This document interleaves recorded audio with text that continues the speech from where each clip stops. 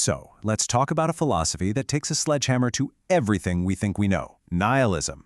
It's a concept that holds absolutely nothing sacred. The big question is, are you ready to question everything? Because at its core, nihilism boils down to one simple and frankly terrifying question. What if all of it, our jobs, our relationships, our struggles, our triumphs, what if, in the grand scheme of things, it's all completely meaningless? All right, just a quick heads up before we dive in. The ideas we're about to get into are designed to be provocative. They're meant to poke at the very foundations of what you believe. So I invite you to come along with an open mind, but maybe a braced one too. Okay, so what is this philosophy of nothing, really? Let's start by getting a solid definition on the table. The word itself comes from the Latin nihil, which literally means nothing. And that's really the whole game right there. It's a total rejection of any built-in meaning or value in the universe. It basically suggests that any purpose we think we have is just a story we made up to feel better. So what does that look like when you put it into practice? Well, a nihilist questions and usually just throws out our biggest ideas. We're talking God, fate, the idea that we can have objective knowledge, our moral compass, heck, even the idea that you have a stable self. Nothing gets a free pass. You see, nihilism isn't just some passive idea you think about. It's an active force. It's designed to attack the very foundation of your worldview. If your beliefs are built on shaky ground, this is the philosophy that's going to find all the cracks. So once you start down that path of rejecting meaning, it leads you straight to the first major pillar, the one that goes right for the throat. Our very purpose for being here. This is existential nihilism. Existential nihilism argues there's no grand design, there's no special reason you exist. The purposes we come up with, getting a good job, raising a family, leaving a legacy, those are just things we invent to distract ourselves from a reality that is, at its core, completely meaningless.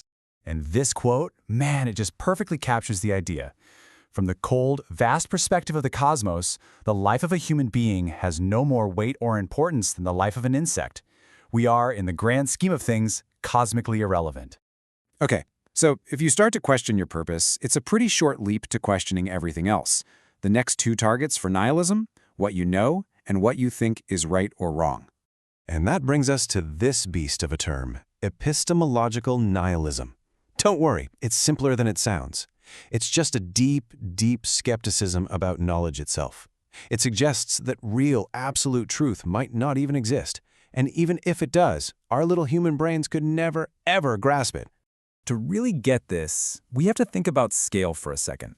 The universe is estimated to be almost 24 billion years old. Just try to wrap your head around that number. It's pretty much impossible. Now, compare that enormous age to humanity's oldest recorded knowledge, our most ancient religions and philosophies. They're only about 4,500 years old. That is not even a blip on the cosmic radar. It's a rounding error. So here's the knockout punch. How can we, in our incredibly short existence, possibly claim to know fundamental truths about a universe that was around for billions and billions of years without us? Epistemological nihilism says our entire library of human knowledge is just an infinitesimal speck. And hey, if we can't be sure about what we know, how on earth can we be sure about what's right or wrong? And that leads us to the third pillar. Moral nihilism. This is the big one. The idea that good and evil aren't real universal forces. They're just labels we made up to keep society from falling apart. Let's just walk through this little thought experiment. Scenario 1. A shoots B over an argument. Simple. A is clearly in the wrong. Scenario 2. A shoots B, but B is a serial killer. Okay, now A looks like a hero, right? But then, scenario 3. A shoots the serial killer, but A had no idea. A's motive was still evil, even if the outcome was good. So who's right now?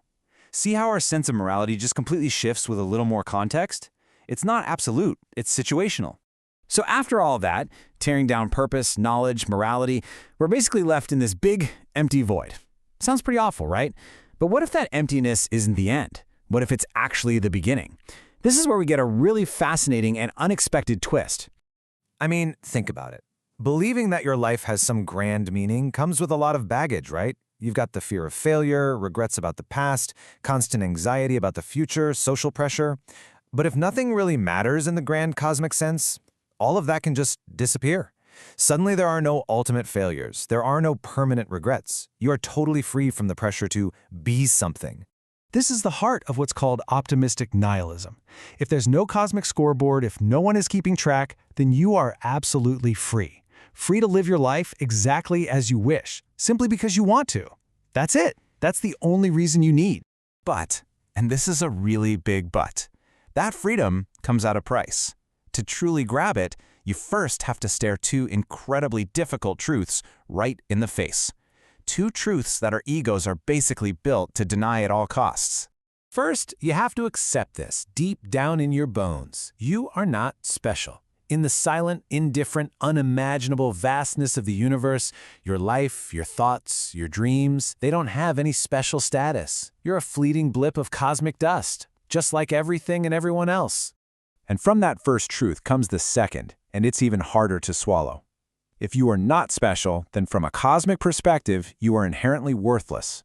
The universe doesn't assign you a value. You don't have an intrinsic price tag. And all of this leads us to the final, haunting question. We spend our entire lives running around trying to build meaning, chasing goals, trying to prove that we matter. But what if all of that activity is just a frantic attempt to fill a void? What if, when all is said and done, your own life is the biggest hollow feeling of them all?